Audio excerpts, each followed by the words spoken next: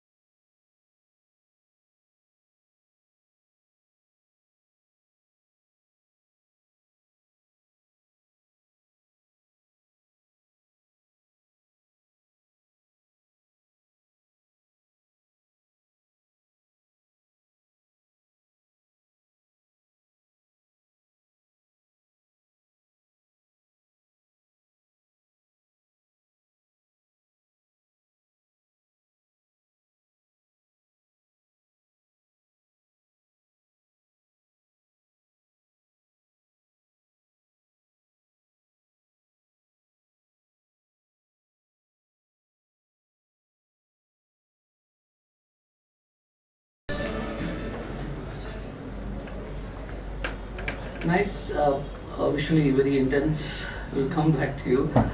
And I'll just go to the next movie also and just then we'll open up for your comments. The second one, How to Blow Up a Pipeline. The synopsis goes, it's a crew of young environmental activists executes a daring mission to sabotage an old oil pipeline in this intense and timely thriller that is part high stakes and a haste and a part radical exploration of the climate crisis. So it's basically explores the climate, deals with climate activism, and this is based on a book, How to Blow Up a Pipeline: Learning to Fight in a World on Fire by Andreas Mal. We'll have unfortunately we don't have a trailer with us. We will hear about the film more from the makers themselves. Let me start with Young Arsonist. Sheila, if you can tell a few, what went behind this movie? What was the inspiration for this movie? Yeah, so as it was my first feature film that I wrote, it's always a good place to start to write from what you know. So I drew a lot of inspiration from my childhood, and there were so many people in my life that I knew growing up.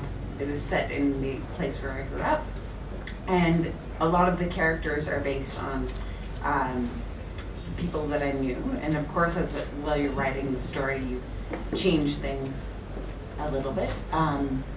But also I got the inspiration, my hobby as a child was breaking into abandoned houses in the countryside. So I'd break into these houses and imagine the stories of why these houses became abandoned and go through all the rooms and invent ideas in my head. So really it came from that. Okay. So I think this movie had it had its premiere in IFFI 2022. This in Goa, IFFI 53. It had its Asian premiere. We'll also like to hear from the producer, Agatha Delzorbo, please. Yeah, so the film premiered at TIFF and then went to the Tallinn Black Nights Film Festival in Estonia. And then after Goa, it's going to the Cairo International Film Festival.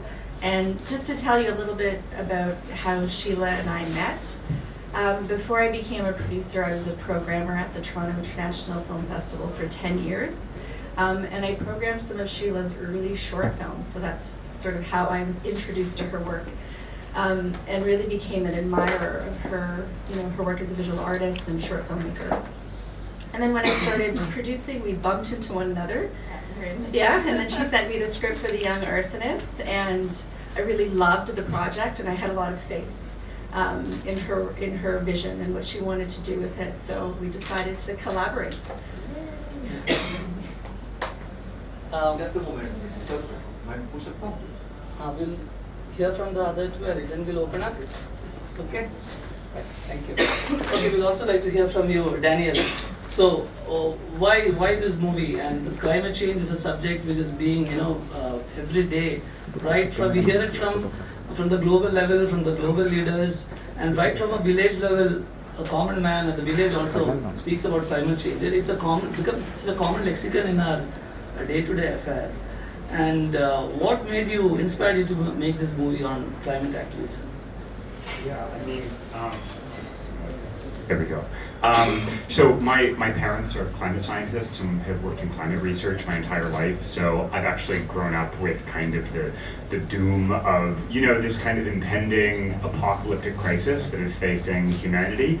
And I think that, I had been looking for a long time for a way into a story about climate change and a story about climate activism. And I had kind of personally always been interested in telling a story of youthful revolution. And but the real thing that sparked kind of the film itself was just the book, which is a work of political theory.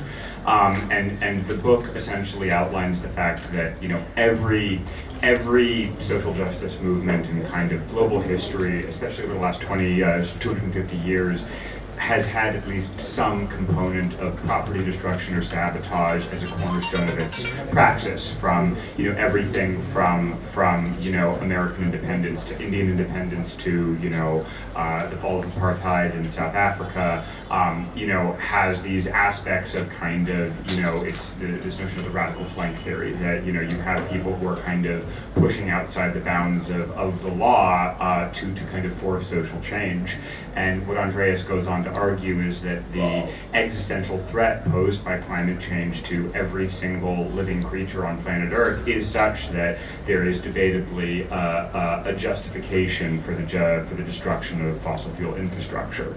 And this was an argument that I think we all found extremely compelling, and that we wanted to see what would happen if we dramatized it, through the eyes of characters. So, the book itself is a very radical text, but from the standpoint of a film, I think that, we saw it as less, advocating for action like this and more exploring action like this. Why would 8 young people go out and attack fossil fuel infrastructure? What are their reasons? What are their internal conflicts of the group? But also wanting to explore that question from the standpoint of an action film, a heist film, something that is very populist and that can also speak across cultural and national lines. And I also just part of the inspiration for the project was also having amazing collaborators, you know, with Ariella, Jordan, and Dan, people who also would, I think, challenge the ideas of the book and challenge the ways that we would, you know, I think, bring these ideas to life through characters and through kind of human drama in a way that, you know, really explores the complexity of the issue. Thank you so much, Daniel. So the book, which is based on how to blow up a pipeline, learning to fight in a world on fire. So Andres, the book is basically a work of, it's non-fiction, as you said. It's actually some ideas only. So we had a writers, they must have had a hard time, you know, bringing a work of non-fiction to convert it to a work of fiction and adapt it to a movie. I would like to hear from one of the writers. Ariella, brother, Electron, I will come to you also. Shawl, I will come to you also. Can you please share with us the journey, how you converted, you know, how hard was it for you to convert all these ideas into fiction?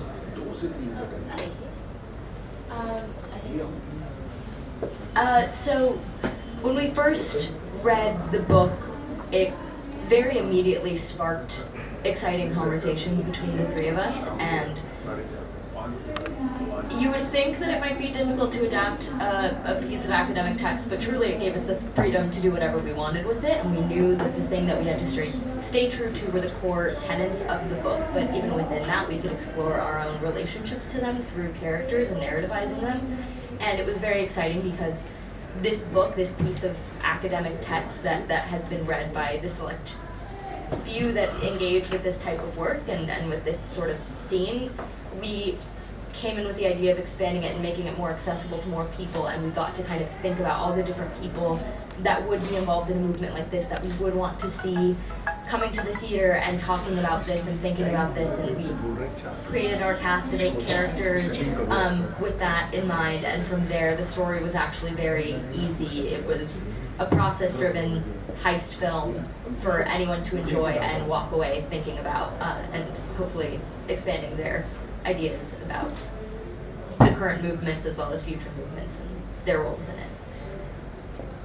Thank you so much, Ariella. Can we hear from you also? Shawl, please.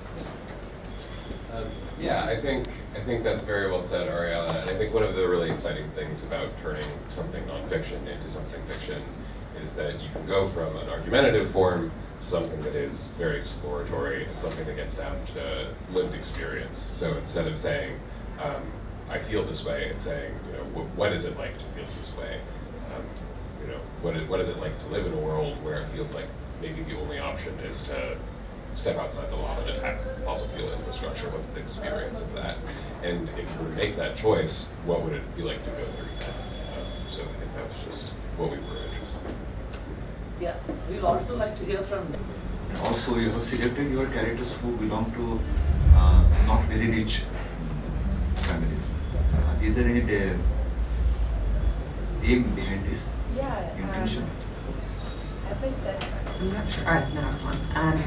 Yeah, the economic realities definitely form a part of these girls' lives, and it was definitely a world in which I grew up in. I wasn't extremely poor, but I wasn't rich either, and it's sort of a really interesting to see when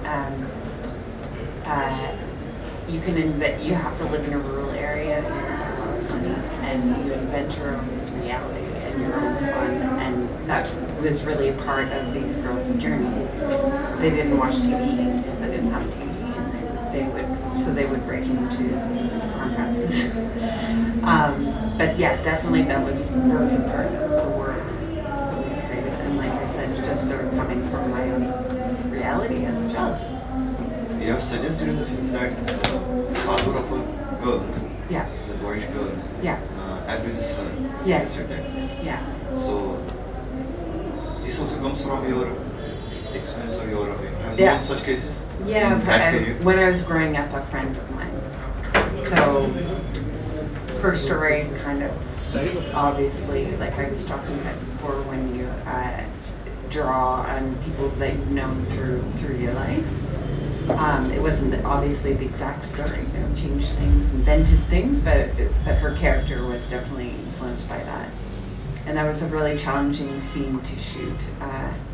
And to, a lot of talking about it with the actors beforehand and figuring out how we would deal with that subject matter, but in a very subtle way, not how we're used to seeing it represented.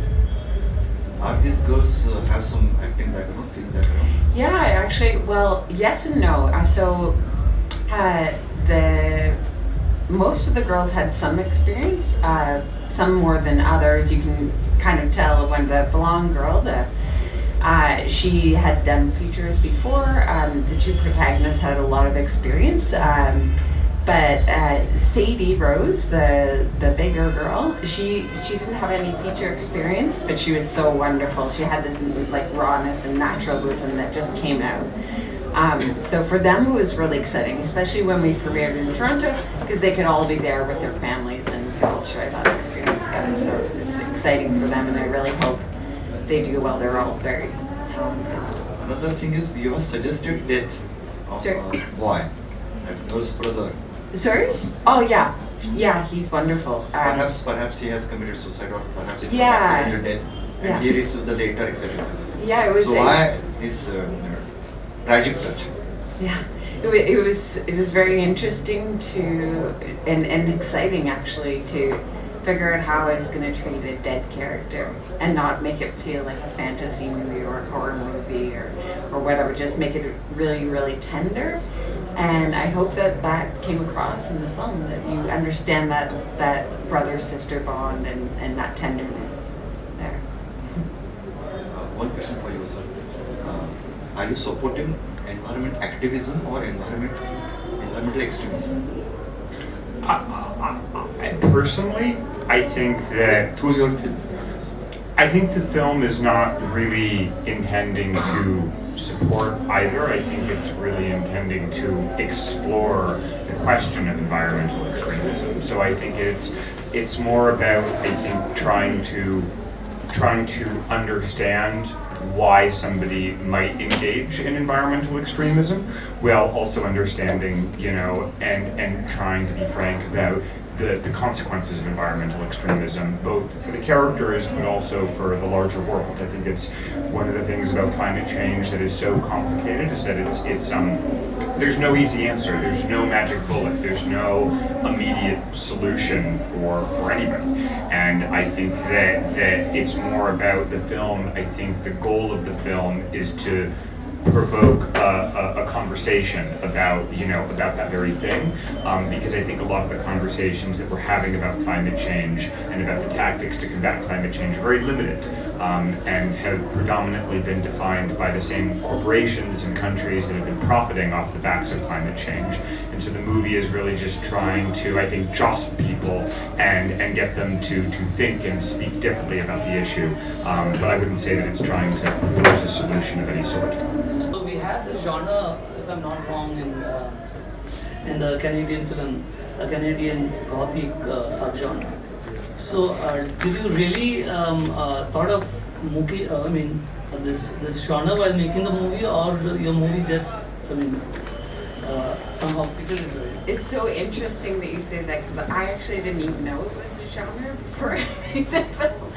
But I will say that a lot of my visual artwork, you can see it on nickandsheila.com, but it's definitely inspired by Gothic literature, and that is just like instinctually comes from my style of storytelling. So it definitely seeped into the film, but without me knowing. And the programmer, it was really, really wonderful to see him put it in that context, because all of a sudden it made total sense. I was like, yes, it is a Canadian Gothic film. But no, I did not know previously, but I'm very inspired by Gothic literature. Why not call them arsonists? Yeah, plural. They burned down. Plural, yeah, because in the end it's just one, obviously, but real They arsonists, don't. but they all They're not different. extremely like burning, burning everything. Yeah. Yeah. Any questions? Yeah, yes, please. My question is to Sheila. You just said that you had a habit of breaking into barren houses. So didn't you have fear of unknown, that what will you encounter? Like, I can't imagine myself doing that. So. No, it actually was the opposite. I liked like having that feeling of like fear a little bit, but also excitement and wonder, like exploring stuff. So they were all, I made sure they were all in like really isolated places, so nobody would catch me. But it was like that. It was like sort of like childhood discovery and breaking into places. So, and actually, I when I was just thinking when you talked about the inspiration, my very first film, I had a Super 8 camera, and I think I was like 18 years old or whatever, but I broke into an abandoned house, put it on a little tripod, and like filmed myself, and that was my little short film. So actually maybe that was a subconscious inspiration for the film as well. But it's fun, I recommend it, you should try it. And you said this is your first feature film. Yeah. So how was the transition? Yeah, it was very interesting because it was to sustain your creative energy over a 3-year period was so challenging, because I was obviously coming from the art world, being able to get out my ideas really quickly, and making many short films. So I had never had the experience of trying to create that, and going through different periods where, I don't like the film, it's not working. And then it was so interesting in the end. The process has been incredible, and I can't wait to do it again. I think, one of the things about the film is it is, I think, very much an American film, and it is a film that was made from an American perspective, even if it's based on a European text. And I think that that's part of the idea, is that, I think that the United States especially is in a position to, we could reform our energy infrastructure if there was a desire, and that has been true the last 20 years. And so I think that the notion of a radical act like this taking place in the United States is also a question of, how do you break the stranglehold that corporate interests have over our national conversation, our national debate, our economy, when the consequences of our energy consumption and our energy use aren't even immediately being felt by us. They are being felt by places, completely on the other side of the planet. And there is a massive moral responsibility there. And that's one of the ideas that I think Andreas also directly confronts in the book, is this question of that moral responsibility, and and then what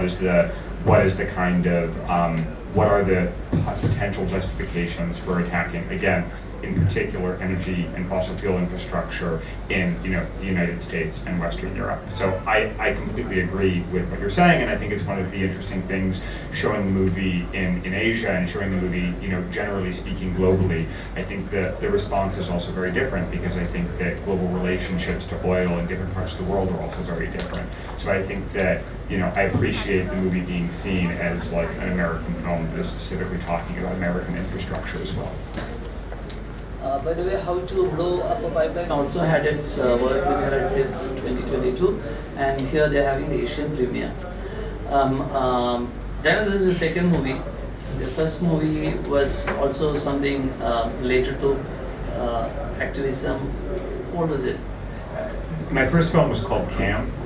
It was like a psychological thriller about a cam girl whose identity is stolen. So there was, to some extent, a political component to the movie, only because it was a movie that was, about sex work, but it was written by a former sex worker and very much told from the perspective of a sex worker, which is something that is very uncharacteristic in especially, mainstream film when it comes to movies about sex workers. But there wasn't really necessarily an activist component to the movie. I mean, this is, I think, a significantly more overtly political film than that movie was, but I think both films are interested in using genre to talk about politics. But you choose topics which are really burning those societal issues. You really choose them, and hopefully you're planning to make movies on those lines.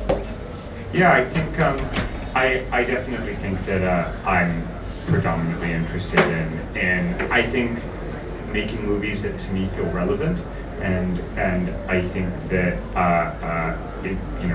I think as somebody who is a fairly political person, that tends to be, I think things that are maybe on the fringes of a social debate, but I'm also interested in, I think, trying to maybe explore maybe somewhat less explicitly political film as well, trying to figure that out for what's next.